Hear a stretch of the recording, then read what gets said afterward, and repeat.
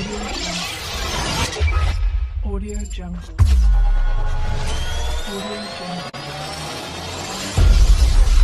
Audio Jungle.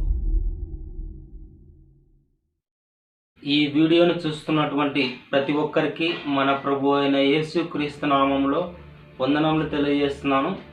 ప్రభునందు ప్రియమైన వారలారా, ఈరోజు వీడియోలో మాట్లాడబోతున్నటువంటి విషయం ఏమిటంటే, ఈ భూమి మీద మానవునికి దేవుడిచ్చినటువంటి ఆయుష్ ఎన్ని సంవత్సరములు అనే అంశం మీద ఈరోజు తెలుసుకుందామండి. ఆదికాండం 6వ అధ్యాయం 3వ వచనం ఒకసారి చదువుకుందాం. అప్పుడు యెహోవా, నా ఆత్మ నరులతో ఎల్లప్పుడూ వాదించదు, వారు తమ అక్రమ విషయంలో నరమాతులై ఉన్నారు, అయినను వారి దినములు 120 ఏండ్లగును. చూడండి ప్రియమైన వారలారా, దేవుని యొక్క వాక్యం ఏమని సెలవిస్తుందంటే, వారు తమ అక్రమ విషయంలో శరీరానుసారులైనారు, అయినప్పటికీ వారి సంవత్సరములు 120 సంవత్సరములు అని దేవుని యొక్క వాక్యం సెలవిస్తుంది. మన అందరికీ ఆదిమ పితరుడైనటువంటి మొట్టమొదటి తండ్రి అయినటువంటి వ్యక్తి ఆదాము జీవించినటువంటి జీవితకాలం 930 సంవత్సరములు అండి. ఆదాము మొదలుకొని మరి నోవాహు వరకు ఇంచుమించుగా 900 సంవత్సరములకు పైగానే బ్రతికినట్టుగా మనం అక్కడ ఆదికాండం 5వ అధ్యాయం చదివినట్టయితే, మరి ఏ రోజు అదేవిధంగా మోతేసుల 969 ఏళ్ళు బ్రతికినట్టుగా మనం చూస్తున్నాం. ఈ విధంగా అన్ని సంవత్సరములు బ్రతికిన వారు మరి నోవాహు కాలానికి వచ్చేసరికి 120 సంవత్సరములే అని దేవుని యొక్క వాక్యం సెలవిస్తుంది. అదే ఆదికాండం 6వ అధ్యాయం 6వ వచనం ఒకసారి చదివినట్టయితే, తాను భూమి మీద నరులను చేసినందుకు యెహోవా సంతాపం నుండి తన హృదయంలో నొచ్చుకొనెను. దేవుడు మానవులను సృజించినందుకు తన హృదయంలో బాధపడ్డాడండి. బాధపడి సంతాపపడి మరి నోవాహు ద్వారా, జలప్రలయం ద్వారా మరి అందరినీ కూడా మరి నాశనం చేశాడు. కేవలం ఒక నోవాహు గారి కుటుంబం మాత్రమే రక్షించబడింది. కీర్తనల గ్రంథానికి వచ్చేసరికి దేవుని యొక్క వాక్యం ఏమి చెబుతుందో ఒకసారి చూద్దాం. కీర్తనల గ్రంథం 90వ అధ్యాయం 10వ వచనం ఒకసారి చూసినట్టయితే, మా ఆయుష్కాలము 70 సంవత్సరములు, అధిక బలమునున్న యెడల 80 సంవత్సరములగును, అయినను వాటి వైభోగం ఆయాసమే దుఃఖమే. చూడండి, మా ఆయుష్కాలం అంతా కూడా 70 సంవత్సరములు, అధిక బలం ఉన్న యెడల 80 సంవత్సరములు అంట, అయినను వాటి వైభోగము ఆయాసము దుఃఖము ప్రయాసనే అని దేవుని యొక్క వాక్యం సెలవిస్తుందండి. ఈ 70-80 సంవత్సరాలు కూడా మానవుడు ఎందుకోసం మనల్ని ఉంచాడంటే, ప్రియమైన వాళ్ళరా, మనమందరం కూడా మారు మనసు పొంది రక్షణ పొందాలని దేవుడు మన కొరకు ఈ సమయమును, ఈ ఆయుష్ను ఇచ్చాడండి. ఈ విషయం చాలా మంది గ్రహించలేకపోతున్నారండి. ఈ భూమి మీదనే, ఈ లోకంలోనే శాశ్వతము అనుకుంటూ చాలా మంది మరి లోకంలో ఉన్న వాటి కోసము ప్రయాసపడుతూ ఉంటారండి. డబ్బు సంపాదించాలని, ఆస్తి సంపాదించాలని, బంగారు సంపాదించాలని, లేకపోతే పొలం సంపాదించాలని ఈ విధంగా రకరకాలుగా ఆలోచిస్తుంటారు. మానవుడు నిద్రపోకుండా పగలనక రాత్రి అనక ఎంతో కష్టపడి సంపాదిస్తాడండి. దేవుడు చెప్తాడు, ఏమని చెప్తాడంటే, ఓ వెర్రివాడా, ఈ రాత్రి నీ ప్రాణం అడిగితే నువ్వు ఏం చేస్తావు అని దేవుని యొక్క వాక్యం సెలవిస్తుంది. అవును ప్రభునందు ప్రియమైన వాళ్ళరా, ఒకడు లోకమంతయు సంపాదించుకొని తన ప్రాణమును పోగొట్టుకుంటే వానికి ఏమి ప్రయోజనము అని దేవుని యొక్క వాక్యం సెలవిస్తుంది.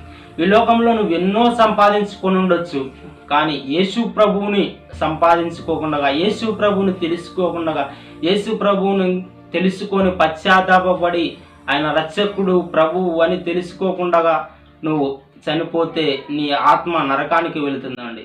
అదేవిధంగా యాకోబు గారు కూడా ఒక చక్కని మాట చెప్తారండి. యాకోబు రాసినటువంటి పత్రికలో ఒకసారి 4వ అధ్యాయం చూద్దాం. యాకోబు రాసినటువంటి పత్రిక 4వ అధ్యాయం 13వ వచనం నుంచి చూద్దామండి. నేడైనను రేపైనను ఒకానొక పట్టణంకు వెళ్ళి అక్కడ 1 సంవత్సరం నుండి వ్యాపారము చేసి లాభం సంపాదింతుము రండని చెప్పుకొని వారలారా. చూడండి, నీ రోజైనను రేపైనను లేకపోతే ఒక సంవత్సరం అంతా ఉండి డబ్బు సంపాదించుకోవాలని ఆలోచించే వారి కొరకు ఏమని చెబుతున్నాడు అంటే దేవుని వాక్యం 14 రేపేమి సంభవించినో నీకు తెలియదు, మీ జీవం ఏపాటిది, మీరు కొంతసేపు కనబడి అంతలో మాయమైపోవు ఆవిరి వంటి వారే. చూడండి, నేడైనను రేపైనను మనకి ఏమి జరుగుతుందో తెలియదు. కాబట్టి ఉన్న సమయంలోనే మన జీవితాన్ని చక్కబెట్టుకోవాలండి. అందుకే చాలా మంది చెబుతారు ఇంట్లో దీపం ఉండగానే ఇల్లంతా శుభ్రంగా చేసుకొని చక్కబెట్టుకోవాలని. అదేవిధంగా దేవుడిచ్చిన ఆయుస్సు నీకు ఇచ్చినప్పుడే నీ జీవితాన్ని సరి చేసుకోవాలండి. రేపేమి సంభవిస్తుందో నీకు తెలియదండి. ఈ రోజు రాత్రికి ఏమి జరుగుతుందో నీకు తెలియదు. కాబట్టి మన జీవం ఏపాటిది ఇంతలో కనబడి అంతలో మాయమైపోయే ఆవిరి వంటిదండి. అదేవిధంగా పేతురు గారు కూడా ఒక చక్కని మాట చెబుతాడు.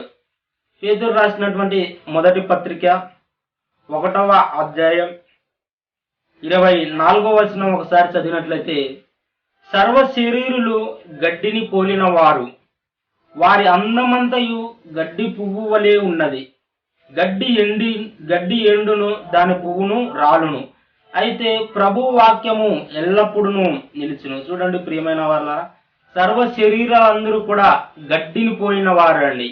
గడ్డి వాడిపోతుంది, పువ్వు రాలిపోతుంది. కాబట్టి మానవుని యొక్క జీవితము ఒక గడ్డితోనూ ఒక పువ్వుతోనూ పోల్చడం జరిగింది. కానీ దేవుని యొక్క వాక్యము నిరంతరము నిలిచిపోతుంది అనే విషయాన్ని మనం చూస్తున్నాం. కాబట్టి మానవుని యొక్క జీవితం మరి గడ్డి పువ్వు లాంటిది అనే విషయాన్ని మనం ఆలోచన చేయాలండి. అదేవిధంగా మనం చూసినట్టయితే హెబ్రీయులకు రాసిన పత్రికలో 2వ అధ్యాయం చూసినట్టయితే, ఇంత గొప్ప రక్షణను మనం నిర్లక్ష్యం చేసిన యెడల ఎలాగ తప్పించుకుందాము అని దేవుని యొక్క వాక్యం సెలవుస్తుందండి. అవును ప్రియమైన వాళ్ళారా, దేవుడు ఈ సమయం ఇచ్చినందుకు మనకు ఎందుకంటే నువ్వు రక్షణ పొందుతావని, మారు మనసు పొందుతావని దేవుడు ఈ సమయాన్ని నీకు ఇచ్చాడండి. కాబట్టి మానవుని యొక్క జీవిత ఆయుష్ కాలము మన కాటుకు వచ్చేసరికి ఏమని చెబుతుందంటే, మరి మొదట్లో ఆది పితరులైనటువంటి వారు 900 సంవత్సరాల పైన బతికారు. అదేవిధంగా నోవాహు కాలానికి వచ్చేసరికి 120 సంవత్సరములు. అదేవిధంగా కీర్తనల గ్రంథంలోకి వచ్చేసరికి మరి 70 లేక 80 సంవత్సరాలు. అది కూడా అధిక బలం ఉన్న యోడల్లా అని దేవుని యొక్క వాక్యం తెలుస్తుంది. కానీ యాకోబు పత్రికలు చూసినట్టయితే, నేడైనను లేదంటే రేపేమి సంభవించునో నీకు తెలియదు అని దేవుని యొక్క వాక్యం సెలవిస్తుంది. కాబట్టి ఉన్న సమయంలో మనం ప్రభువుని తెలుసుకొని పశ్చాత్తాపపడాలండి. అదే మొదటి పేతురు రాసిన పత్రికలో మనం ఒకసారి చూసినట్టయితే 2వ పేతురు రాసిన పత్రికలో 3వ అధ్యాయం ఒకసారి 9వ వచనం చూసినట్టయితే, కొందరు ఆలస్యమని ఎంచుకున్నట్లు ప్రభువు తన వాగ్దానమును గూర్చి ఆలస్యం చేయవాడు కాడు గాని ఎవడునూ నశింపవలనని ఇచ్చయింపక అందరూ మారు మనసు పొందవలనని కోరుచు మీ యొడల దీర్ఘశాంతం గలవాడై ఉన్నాడు. చూడండి, దేవుడు మీ యొడల దీర్ఘశాంతం గలవాడై ఉన్నాడు. మీరు రక్షణ పొందాలని, మారు మనసు పొందాలని దేవుడు ఈ అవకాశంను మీకు ఇచ్చాడు. రేపేమి సంభవిస్తుందో తెలియదు నీకు. ఈరోజు రాత్రి నీ ప్రాణం అడిగితే మరి నువ్వు ఏం చేస్తావు, ఏమి చేయలేవు. కాబట్టి నీకు ఉన్న సమయంలో ప్రభునందు ప్రియమైన వాళ్ళరా మీరు పశ్చాత్తాపపడి మారు మనసు పొందాలి.